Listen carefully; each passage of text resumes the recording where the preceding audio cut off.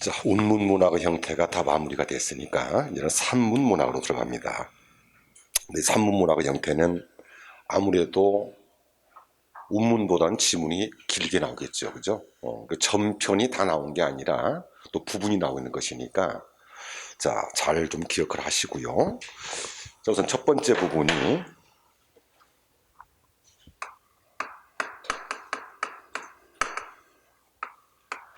자, 우리 설화입니다. 물론 이제 설화적 가치라고 하는 것은 후대의 소설 문학의 근원이 된다 하는 것이 이제 설화의 가치가 될 텐데 아무래도 여기서는 설화의 지문을 직접적으로 묻는 이런 형태가 나오겠죠. 그럼 우리 설화하게 되면은 자, 크게 세 가지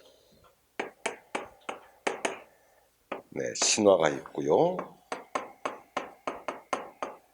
전설이 있고 민단이 있겠죠. 그동안에 우리 출제 경향을 보게 되면은 지문과 더불어 나올 수 있는 것은 대부분이 이쪽에 신화 부분이 있지, 그지? 이 신화 부분이 가장 많이 나올 거예요.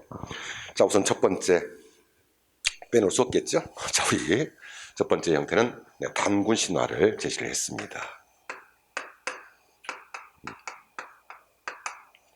이제 단군 신화의 내용을 보게 되면은 여러분들 한국사 문제 같은데 이거 그치? 그래서 우리 이제 삼국유사에 제시가 되어 있는 부분을 현대식으로 지금 번역을 했겠지, 그죠? 자, 그럼 거기에 핵심 정리 몇 가지 볼까요? 자, 건국신화, 그리고 아무래도 건국신화 형태에서는 그만큼 민족적인 모습이 되겠고요. 다음에 자, 특징을 보게 되면은 환인, 환웅, 단군의 3대기 구성이다. 다음에 천손, 하강형, 화소다. 그러니까 이제 하늘의 자손이 하게 내려오는 이런 식의 천손, 하강형 모습이 되겠고요. 자, 천부, 지모형, 화소다. 이건 뭘까요? 아버지는 천상계 사람이고, 그지? 그리고 어머니는 지상계 사람이고. 어차피 웅녀가 저기 돼가지고 난 거 아니겠습니까? 그래서 우선 천손하강형, 그 다음에 천부지모형. 자, 그 다음에 이제 의 과정에서는요, 물론 이제 홍익인가의 건국 이념이 있겠고요. 자, 우리 민족이 천손의 혈통이라는 민족적 자부심을 나타냈었던 자 모습이 될 겁니다. 자, 그 다음에 아마 이제 그 어휘풀이 중에서 여러분들이 이제 그 밑줄 쳐놓고 이제 뜻풀이가 나올 텐데요. 거기에 옛날에 환인 재석을 이룬다 그랬는데 재석의 밑줄. 근데 원래 재석은 불교에서 불법을 지키는 신이었는데 여기서는 하느님이겠죠. 재석은요. 다음에 두 번째는 그래서 천부인 아마 한국사에서 나온 거 아닌가 이거? 그치? 그래서 천부인. 자, 그래서 그 신물 세 가지인데요. 뭐뭐 있었어요? 방울, 칼, 거울로 추정이 됩니다. 네, 천부인은 방울, 칼, 거울. 다음에 신단수. 그러니까 항상 지상과 천상 하게 되면 어떻게 돼? 뭔가 연결의 통로가 있을 거 아니겠어. 그치? 그래서 바로 신단수라고 하는 것이 하늘과 땅을 연결해 주는 통로로서의 역할을 하게 되겠고요.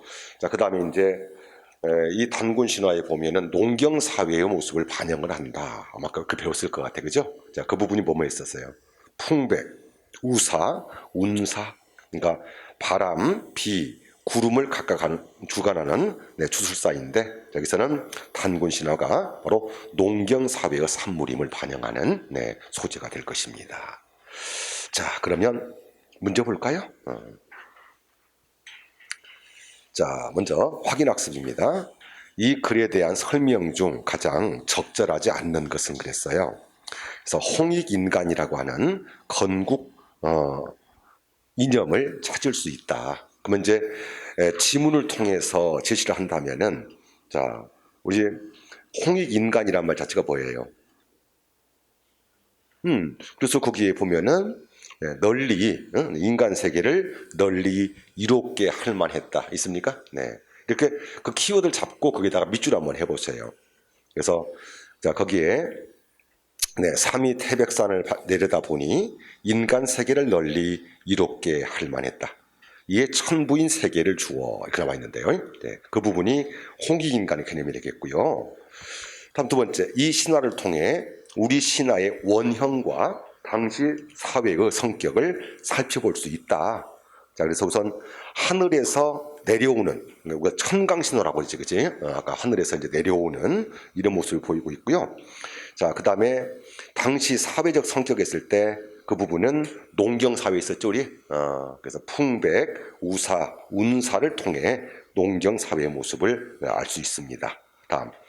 이 신화는 우리 민족이 세운 최초의 국가인 고조선의 천지 창조형 신화이다. 자, 그러니까 문제는 이 작품이 무슨 천지를 창조한 게 아니잖아. 이건 건국 신화잖아. 그치? 그래서 천지 창조 신화는 아닙니다. 천지 창조 신화는 하느님이 세상을 만드는 그 천지 창조지. 자, 그 천지 창조란 말이 틀렸네요. 자, 1번에 3번. 자, 다음에 환웅과 웅녀가 결합하여 시조인 단군이 탄생했다는 점에서는 우리나라가 천손에 의해서 건국되었음을 밝히고 있다. 그래서 환웅과 웅녀의 결합이라고 하는 것이 아까 뭐 있었어요? 천부 지모형 화소가 제시가 되어 있다라고 말씀드렸습니다. 다음에 2번입니다. 이 글에 나타난 신화적 요소입니다. 신화적 요소 밑줄하고요. 자, 먼저 첫 번째는 환웅의 강림, 그리고 천강신화라고 하는 것을 하늘에서 내려온다는 천강신화 개념입니다. 자, 이것은 신화의 요소가 되겠죠. 다음 두 번째, 홍익인간의 이념. 그러니까 널리 인간을 이롭게 한다는 것이 이것이 꼭 신화적인 요소가 있는 것은 아니잖아. 그치? 자, 2번이 되겠고. 다음에 천신과 지모신의 결합이다. 천부, 지모형, 신화의 요소겠고요. 또 풍백, 우사, 운사의 존재. 그러니까 이것은 비와 바람과 구름을 조정할 수 있는 주술사 개념이잖아. 그치? 이런 것들도 현실에서는 존재할 수 없기 때문에 신화적 요소라고 하는 것은 반드시 비현실적 요소를 가미할 수 있어야만이 신화적인 요소가 됩니다. 자, 홍익인간의 이념이 되겠네요. 자, 다음 3번입니다. 자, 이 글을 읽고 추론을 할 수 있는 내용으로 적절하지 않는 거. 자, 다 계속 반복되는 문제인데요.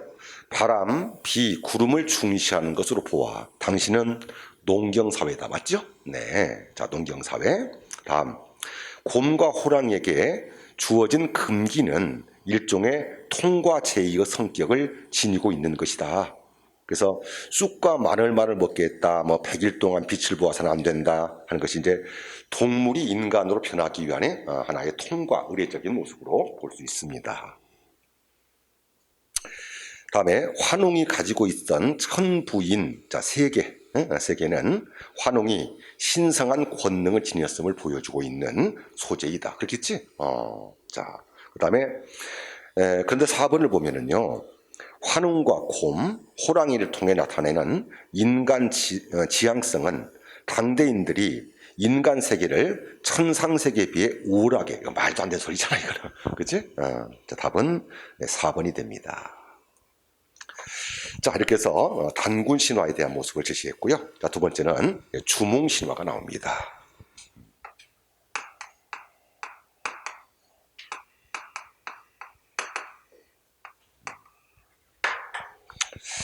그래서 이제 같은 건국 신화의 모습인데 단군 신화가 고조선의 건국 신화였다면은 주몽 신화는 고구려의 건국 신화가 되겠지 이제는, 그지? 나는 지금도 그래요. 이 주몽이라고 하고 이렇게 쓰는 게 과연 사적으로 옳은 것인지 말이야. 그래서 가끔 이제 한국사 교수들하고 이제 술 한잔 먹다가 이제 이런 얘기를 끊을 때가 있어요. 근데 야, 고구려의 시조가 주몽이라며. 근데 왜 주몽이란 말을 그 근거는 어디에서 찾아서 주몽이라고 했니? 역사의 어디 기록에도 주몽이란 말은 안 나오거든. 그렇지. 그래서 주몽이 무슨 뜻이냐? 무슨 뜻이라고? 활을 잘 쏘는 사람. 근데요, 중국의 한자로 풀어버리면 주몽이라는 것은 바보입니다. 멍청한 놈. 그것이 한자의 주몽입니다. 야, 근데 그것을 왜 주몽이라고 쓰냐라고 했더니, 우리 이제 광교토 태양비 동쪽 일면 맨 처음을 보게 되면은 고구려 건국사가 나오거든요. 그래서 추모 성왕 이렇게 나오거든요. 그랬더니 한자의 추모라는 말이 활을 잘 쏘는 사람 이런 뜻이에요. 한자로요. 근데 한자로 추모를 중국식 발음으로 옮기니까 주몽이라고 옮긴다. 그런 근거도 없어요. 어쩌면 우리가 그러니까 중국 애들이 우리 역사의 왜곡을 우리는 그들을 좀 따라오고 있는 겁니다. 나는 이거부터 바꿨으면 좋겠습니다. 그래서 주몽신화라는 말은 없어요. 그러니까 똑같은 것이 이제 중국이 주변 국가들, 쉽게 말해 중국의 한족이 역사적으로 봤을 때 자체적으로 나라를 세운 것은 딱 한 번밖에 없어요. 그게 무슨 나라인지 아세요? 중국 한족이 세운 나라 딱 하나. 그게 한나라예요. 진시황 말이에요. 근데 한나라는 15년 만에 망했거든요. 그리고 이제 한나라의 체제를 아니다. 맞나? 아니잖아. 진나라 말이야. 미랍니다. 진나라. 그리고 이제 진나라 체제를 이어받은 것이 이제 한나라기 때문에 우리가 이제 보통 진한 시대다 이렇게 묶어버리긴 하지만, 그러니까 그나마도 지그들이 오랑캐라. 우리 동쪽은 우리는 동이족이라 했고, 남쪽은 남만이라 했고, 그죠? 서쪽은 서용이라고 했고, 북쪽은 북골이라 했고, 전부가 그게 다 오랑캐라는 뜻이거든요.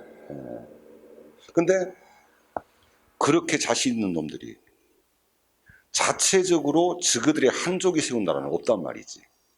근데 오랑캐라고 무시를 했었던 그 사람들이 어때요? 중국의 역사를 쭉 훑어보면은 전부가 다 중원의 주인이 됐던 사람들입니다. 그게 다. 그래 안 그래요? 요 나라는요? 금나라는요? 원나라는요? 진나라입니까? 따지고 보면 당나라 자체도 순수한 한족이 세운 나라는 아니에요. 맞죠? 그래서 내가 이제 예전에 교환고수로 한번 중국을 갔을 때가 있었는데, 중국의 시경에 보게 되면은 중국의 고대사라고 하는 것은 우리 맥족, 예맥의 역사입니다. 그래서 중국의 시경에 이제 뭐 야사로 들어요. 그래서 이제 당나라 때 왜 당나라가 그러니까 수나라, 당나라 때 수나라가 왜 고구려를 왜 침공했었을까요? 고구려를. 그래서 그 역사를 보면은 시경에 그런 역사가 있어요. 우리 동쪽에 신성한 그 동쪽에 인간의 세상이 아니라 쉽게 말해서 신선한 나라, 신의 나라가 있단 말이에요. 그래서 그네들이 황제가 되게 되면은 어때요? 신의 나라에 가서 그러니까 허락을 받아야 된단 말이야. 내가 왕이 됐소라고 말이야. 중국의 역사서보다도 그네들이 가장 최고의 기록으로 인정하는 것이 우리가 시경, 서경, 역경이 있는데 그것이 바로 시경이거든요. 도대체 이놈의 나라가 어디냐는 거야, 이게. 그치? 그것 때문에 이제 뭐 고구려를 침공하게 되었다고 그러는데 문제는 세계 어느 역사를 갖다 놓고 생각을 해봐요. 한 왕조가 250에서 300년 넘기가 힘들어요. 중국 왕조를 다 뒤져보세요, 한번. 그렇죠? 최고 길어봐야 320년입니다. 근데 우리는 이 코딱지만한 이 땅덩이에 있어 고구려 백제 신라 보세요, 한번. 가장 먼저 망했다고 하는 백제만 하더라도 그렇지 몇 년인가 보시기 바랍니다. 그래 안 그래요? 백제도 600년이 넘었죠. 고구려도 700년 금 되죠. 근데 고구려는 거기다가 고구려의 후손이라고 하는 쉽게 말해 이어받았다고 하는 발해사와 고려사까지 합쳐볼까요 한번? 그런 역사는 있지도 않아요. 신라는 1000년이 넘었다며요. 자부심 가져야 됩니다. 여러분들은. 그지? 그래서 일부기는 합니다만은 과연 고구려 백제 신라라고 하는 이 땅이 정말로 처음부터 이 한반도 내에 있었던가? 증명되지 않는 사실이 어마어마하게 많습니다. 그래서 삼국사기의 가장 가까우게 김부식의 삼국사기의 기록을 보더라도 고구려 백제 신라 공이 화산에 대한 피해가 굉장히 많아요. 물론 이제 백두산도 원래 완전 화산이었습니다만은. 근데 그 당시에 기록을 보게 되면은 특히 신라 기록, 이 신라 시대 신라에 대한 기록이 굉장히 많습니다. 거기에 남산, 지금 저 경주 가봤죠? 거기는 남산이라고 나옵니다, 분명히. 근데 그 남산이 60년, 50년 동안에 불을 내뿜어요.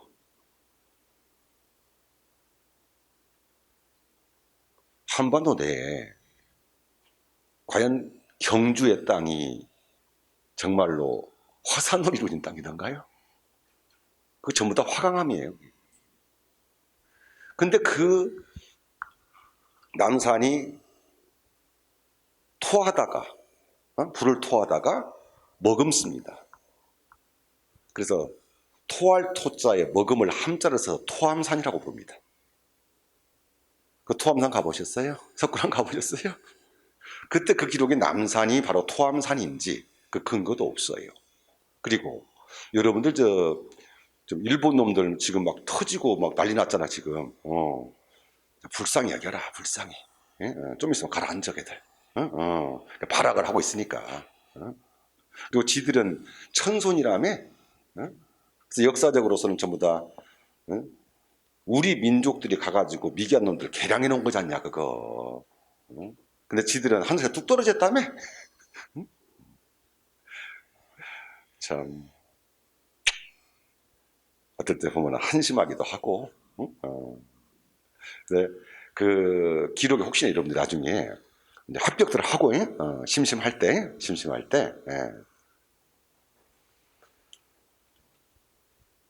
고구려 백제 신라는 이 땅에 없었다라는 책이 있습니다. 그거 한번 읽어보세요. 재밌어요 그게. 야사 같지만은. 그러면 고구려 백제 신라라고 하는 것이 그러면 과연 어디서부터 유래가 됐었을까라는 겁니다. 그래서 중국 고대사입니다.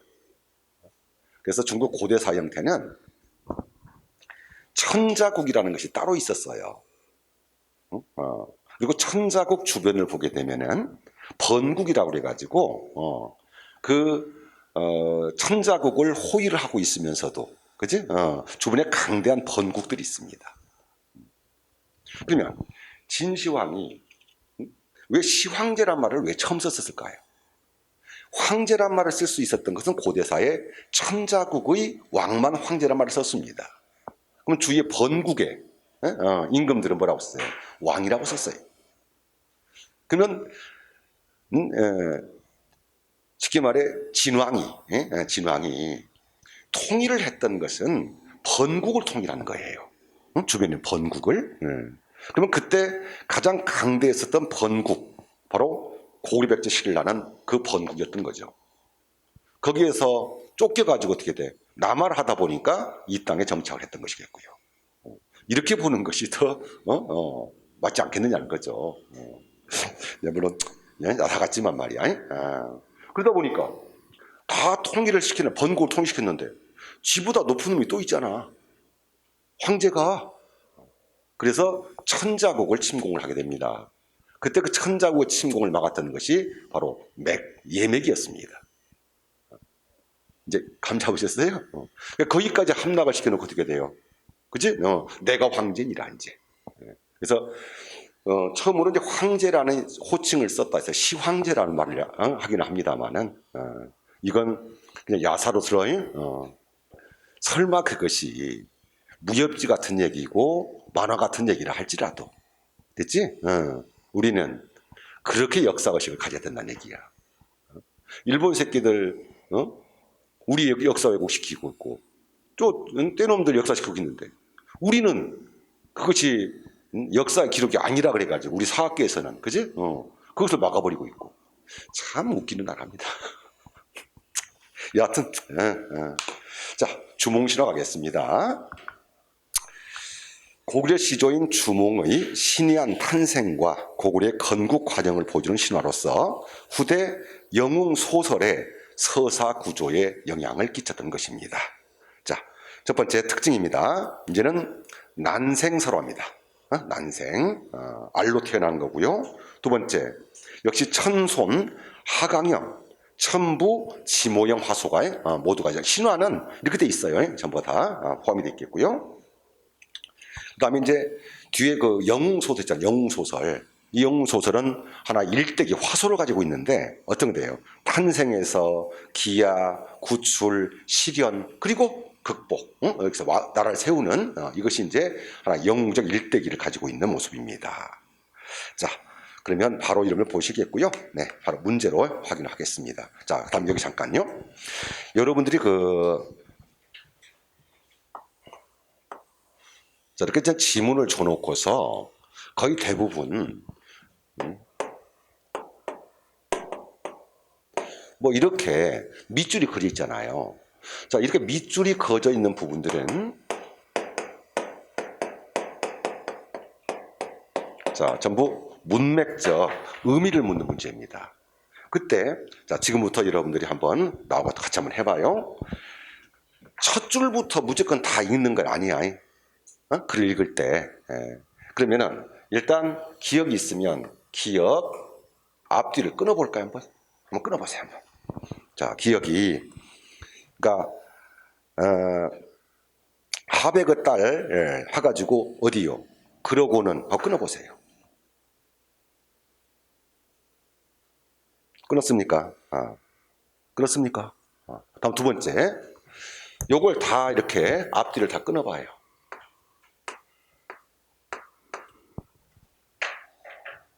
자, 끊었고 두 번째 내가 이 산문문학 형태 대화 형태가 아니더라도 산문문학에 나와 있을 때 어떻게 됐어요?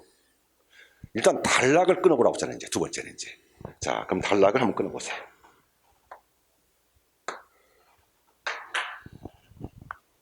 끊었습니까? 일단 단락 사이에다가 줄을 긋는 순간에 어떻게 돼요? 전체가 다 안 보이죠. 그러면은 기억하는 순간에 어떻게 돼요?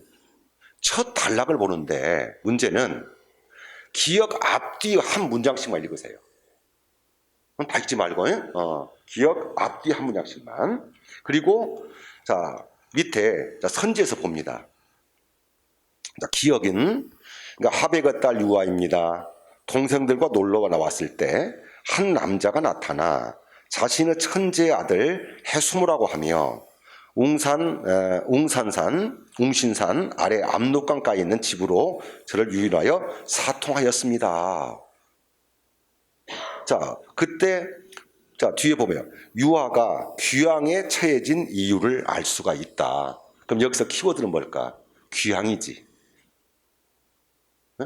그러면은 자 이렇게 앞뒤를 끌었으면은 그다음 근거는 어디가 있어? 앞에 아니면 뒤에 있다는 거죠. 맞아요. 그렇죠? 그러면은 앞쪽에서는 뭐 우발수에 만났을 때 이건 의미가 없는 거고요. 그럼 뒤쪽을 한번 읽어봐요 이제. 자 그때 부모는 제가 중매도 없이 다른 사람을 따라간 것을 꾸짖어 이곳으로 귀향을 보내어 살도록 했습니다. 귀향 나와 있어요. 그럼 그건 기억은 뭐겠어요? 유아가 결국은 귀향을 하게 됐던 이유 아니겠습니까? 이렇게 가지고 앞뒤 내용을 가지고 거기다가 키워드를 잡아서 대입을 시켜버리세요. 됐습니까? 이게 빠를 거예요. 자, 그럼 니은 읽어보겠습니다. 자, 이제 유아가 임신을 하게 된 이유라고 했어요. 자, 여기서는 이제 키워드가 뭐겠어요? 임신이었겠죠, 이제? 금화가 괴이하게 여겨 유아의 방 안에 남몰래 가두어 두었더니 햇빛이 비추었다. 그녀가 피하자 햇빛이 따라와 또 비추었다. 자, 그 뒤에 뭐라고 나와 있어요? 이로 인해 임신하여 알을 낳았는데. 임신 나왔습니까? 그래서 이렇게 햇빛이라는 것은 이제 천상하고 지상의 통로를 이렇게 연결이 되는 여기서는 알을 낳게 된 이유는 임신의 이유잖아요. 자, 다음에 디귿입니다. 맏아들 대소가 말했다. 주몽은 사람에게서 태어난 것이 아니니 일찍이 도모하지 않으면 후환이 있을 것입니다. 왕은 듣지 않고 주몽에게 말을 기르기로 했다. 자, 주몽이 준말을 얻기 위해 대소와 모의하고 있음을 알 수가 있다. 말이 안 되지, 그제? 말을 키우고 했던 것은 누구였어요? 왕이었잖아요. 근데 대소는요? 오히려 주몽을 갖다가 제가 하고 싶었던 거 아니겠습니까? 이거면 여러분들이 내가 말을 안 해도 그 뒤에 건 알 수 있겠고요. 자, 3번 되겠고. 자, 다음에 4번은 주몽이 강을 건너가기 위해 신과 교통했음을 알 수 있다. 자, 키워드는 뭐가 될까, 그러면 이제? 신과의 교통이겠지. 자, 그러면 오이 세 사람이 나왔는데요. 자, 추격하는 병사들이 문득 다칠까봐 두려워 이에 채찍으로 하늘을 가리키며 빌었다. 나는 천재 손자이고 하백의 외손이다 하고 물을 쳤더니 뭐라고 그래? 물고기와 자라가 다리를 만들어 주어 강을 건너게 했다. 그런 얘기죠? 좋습니다. 자, 답은요? 예, 3번이 되겠고요. 다음. 자, 2번의 형태는 아까 영웅적인 이제 요소가 되는데, 단군 신화보다는 오히려 조금 더 한 단계 건국 신화이면서도 영웅 소설적으로 이제 이어지게 됩니다. 자, 적절하지 않는 거. 주몽은 오이 등 3명의 친구들이 있었다. 이게 무슨 그러니까 영웅적 요소 했을 때는 거의 대부분이 뭐겠어요? 좀 비현실적인 부분 있죠? 이런 형태가 좀 나와야 되고, 비범한 재주를 가졌다든지, 뭐 이게 영웅적 요소 아니겠습니까? 자, 3명의 친구가 있다는 것이 무슨 영웅적 요소겠어요?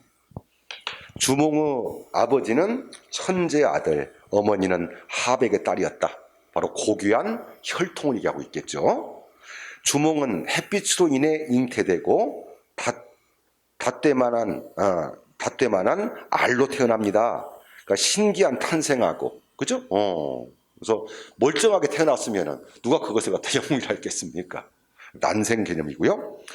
주몽은 물고기와 자라가 다리를 놓아주어 강을 건너게 했다. 그래서 이제 바로 신과의 교통이라는 얘기죠. 이런 것들이 바로 영웅적 요소로 볼 수가 있겠습니다. 자, 하나 더 보겠습니다. 자, 오른쪽에 4번을 볼게요. 자, 행위의 주체였습니다. 행위의 주체. 자, 역시 이것도 마찬가지예요. 몸을 피하면 했을 때 앞뒤 있잖아요. 앞뒤 문맥만 가지고 읽으세요. 방안을 비추었는데 몸을 피하면 다시 쫓아와. 뭐 쫓아왔어? 햇빛 쫓아온 거지, 그지? 근데 몸을 피한 주체는 누구야? 유하잖아. 몸을 피한 주체는 유하고요. 다시 길에 내버리게 했더니 누가? 왕이? 금화왕이겠지. 니은의 주체는 금화왕. 다음, 한 아이가 껍질을 깨고 나왔어요. 그럼 껍질을 깨고 나온 주체는 누구야, 이제?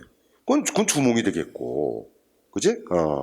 다음에 나라 풍속에 활 잘 쏘는 사람을 주몽이라 했으므로 아이를 주몽이라 했다. 그럼 활 잘 쏘는 사람은 여기서는 아니 주몽은 아니지. 특정하게 누구다 할 수는 없잖아. 그러니까 활을 잘 쏘는 사람을 주몽을 했으니까 여기서는 그건 주몽이 아니. 이게 함정이었어 지금 보니까. 자, 그 다음에 없애지 않으면 후환이 있을까 두렵다. 한 사람은 누구였어요? 대소였겠죠. 대소였고요. 그다음에 둔한 말을 잘 먹여 살찌게 한 사람은 누굽니까? 그건 주몽이었잖아요. 이건 이제 문맥에서 여러분들이 쉽게 구분할 수 있는 형태로 보겠습니다. 자, 그래요. 그래서 같은 인물로서 볼 수 있는 것은 3번입니까? 네, 바로 주몽을 보면 되겠습니다.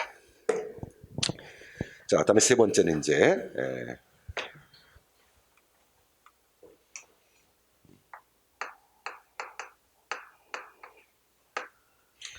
세 번째는 이제 가락국 신화인데, 그럼 가락국 신화 하면 누가 기억나 이제?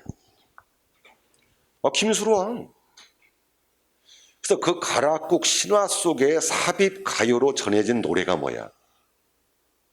그게 구지가지. 그게 구지가고. 이해했습니까? 네.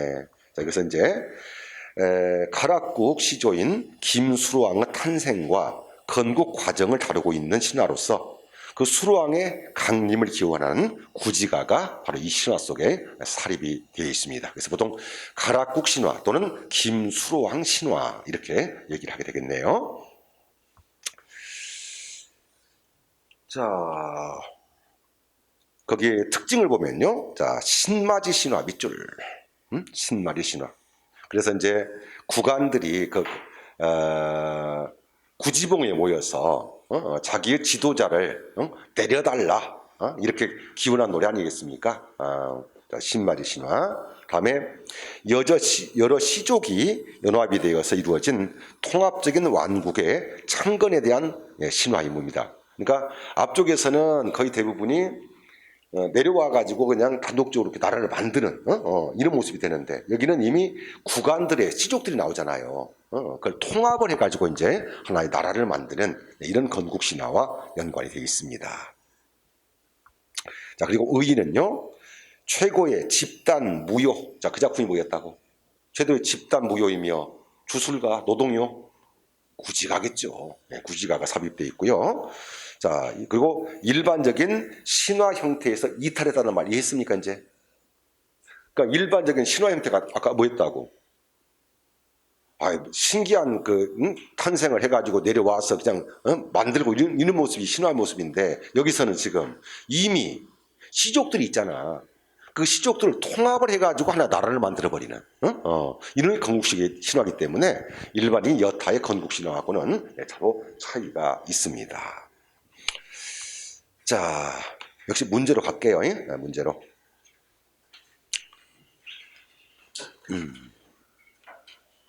자, 윗글의 내용입니다.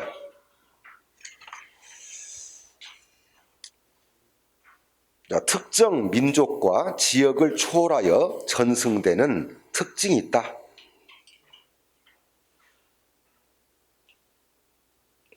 아니 무슨 민족을 초월해 이게? 그치? 그러니까 특정 민족과 지역을 초월하여 전승되는 특징. 이건 뭘 말하는 거야? 민담 얘기하는 거야. 민담. 이건 건국 신화의 모습인데, 그렇지? 자, 그래서 지역과 민족을 초월하는 것은 아닙니다. 초월할 수 있는 것은 민담을 얘기하는 거예요. 이거 잠깐 볼까요? 그러니까 우리가 보통 이제 신화, 전설, 민담 이렇게 했었을 때 전승의 범위가 가장 넓은 것은 전승의 범위가 가장 넓은 거.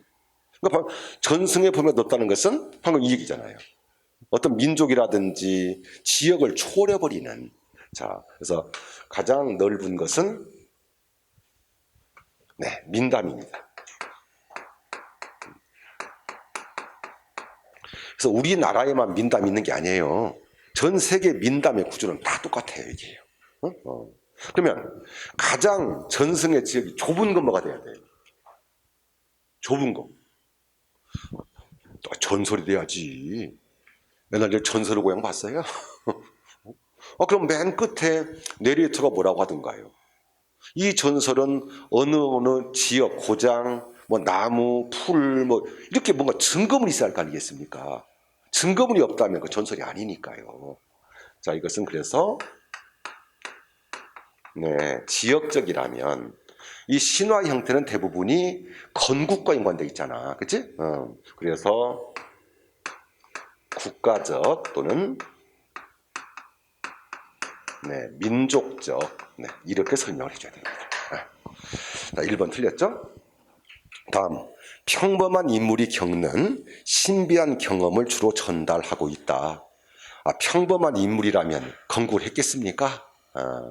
당연히 비범한 인물이 나와야 돼요. 자, 신적인 존재입니다. 틀렸고요.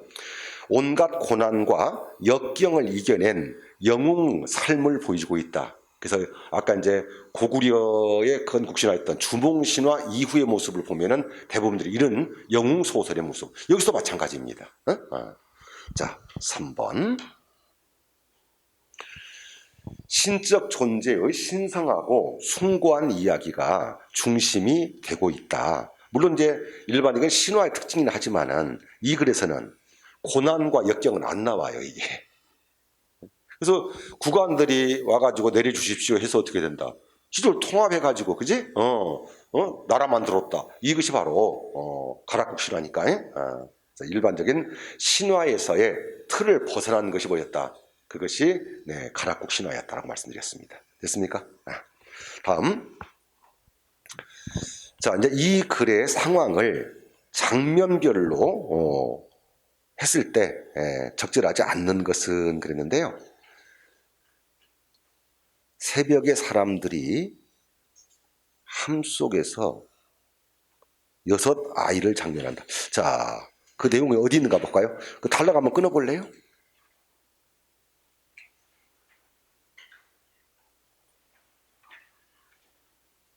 그럼 뭐 함 6 아이 하고 나와야 되지.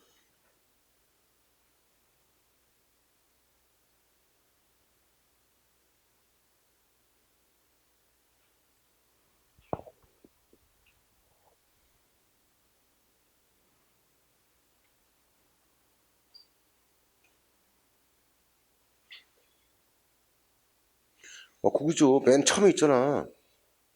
10일이 지나고 이튿날 새벽에 여러 사람이 다시 모여 합을 열어보니 6개의 알은 어린아이 형태로 변해 있는데 용모가 몇 배워놨다. 나와 있잖아, 거기. 자, 다음에 아이들이 용을 닮은 외모에 키가 큰 어른으로 자라는 장면. 거기 바로 밑에 있네요.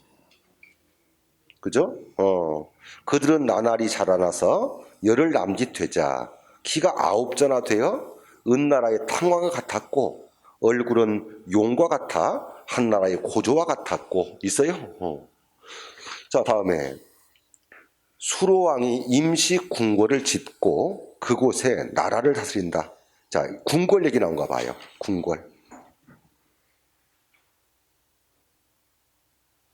거기 있네요. 두 번째, 동쪽은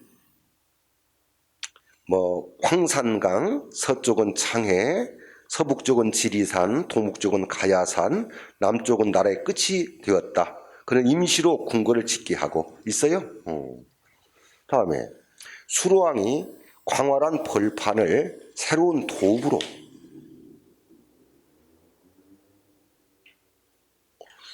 벌판에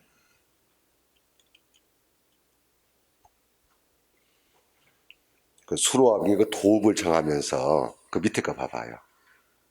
이곳은 마치 역귀입처럼 좁지만 하는 얘기가 있을 겁니다.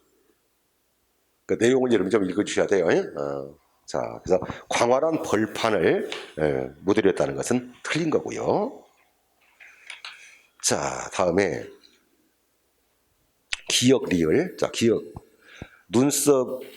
눈썹의 8색채가 요 임금과 같았고 눈동자가 겹으로 된 것이 순 임금과 같았다. 자, 기역은 요순처럼 너그럽게 나라를 다스릴 것임을 의미하고 있다. 됐어요? 그래서 요 나라 순나라 임금을 거기다가 인용을 한 이유가 있고요. 다음 리은. 그는 임시로 궁궐을 짓게 하고 들어가 다스렸는데 질박하고 검소하여 지붕의 이형을 자르지 않았고, 질박하고 검소하다는 얘기가 있습니까? 자, 수로왕의 검소하고 수수한 성품을 가졌다는 것을 보여주고 있다. 다음 디귿. 이곳은 마치 역귀입처럼 좁지만 빼어나게 아름다워 16 나한이 머물만하다. 자, 가락국 백성들이 머물만한 살기 좋은 터임을 의미하고 있다. 자, 리을은 좋은 날을 가려 완성했고, 좋은 날을 가려 새 궁궐로 옮겨가서 모든 정치와 큰 기틀을 살피고 여러 가지 일을 신속하게 처리했다. 아들한테 무슨 왕권을 물려주는 부사상조, 이거 어디가 있어 이거? 자, 이건 말이 안 되는 소리. 자, 다음. 자, 4번 갑니다. 자, 역시 기역에서 리을까지 밑줄 친 부분에 문맥적 의미가 됩니다. 그러면 그 앞쪽 한 줄 읽어야 되죠? 완화국 함달왕의 부인이 임신을 하였다. 달이 차서 알을 낳았는데 알이 변하여 사람이 되었다. 그래서 이름을 탈해라고 하였다. 자, 여기까지 끊어볼까요? 그렇다면 지금 출생 자체가 지금 난생이죠, 지금. 알로 태어나고 있잖아. 그러니까 평범한 출생의 모습은 아니잖아, 지금. 이런 것들이 이제 영웅소설이라든지 신화적 요소로서 볼 수가 있겠죠. 신비한 출생을 통해 탈해의 범상함을 강조한 표현이다. 그렇겠죠. 신비한 출생입니다. 다음에 하늘이 나에게 명하여 왕위에 오르게 함 그랬는데, 자, 앞쪽부터 읽어볼까요? 나는 왕의 자리를 뺏기에 왔소. 앞쪽은 지금 가락국에 온 거죠, 지금. 그러면 탈해가 지금 왕을 뺏기서 왔대요. 그러면 그 왕이 누구였겠어요? 뭐 수왕이지 뭐. 그래서 하늘이 나에게 명하여 왕위를 오르게 함은 장차 나라를 안정시키고 백성을 편하게 하려 합니다. 왕이 대답한 거죠? 자, 왕위는 인위적으로 획득되지 않을 것임을 강조한 표현입니다. 그렇지? 그래서 하늘이 나에게 명하여, 그래서 천명에 의해서 왕이 됐다는 얘기 되는 거죠? 맞아요? 맞잖아요, 그는. 잠깐만.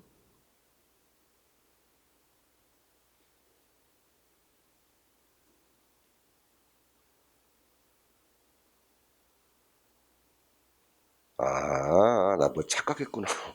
자, 잠깐. 옳은 거네, 옳은 거예요. 자, 2번, 그럼 1번에서는 잠깐. 그러니까 신비한 출생을 통해, 이건 맞죠, 지금? 알로 태어났으니까. 근데 탈해가 범상함을, 이게 나 잘못 읽었다, 야. 범상함이 아니라 범상치 않음을 그려야 할 거 아니야.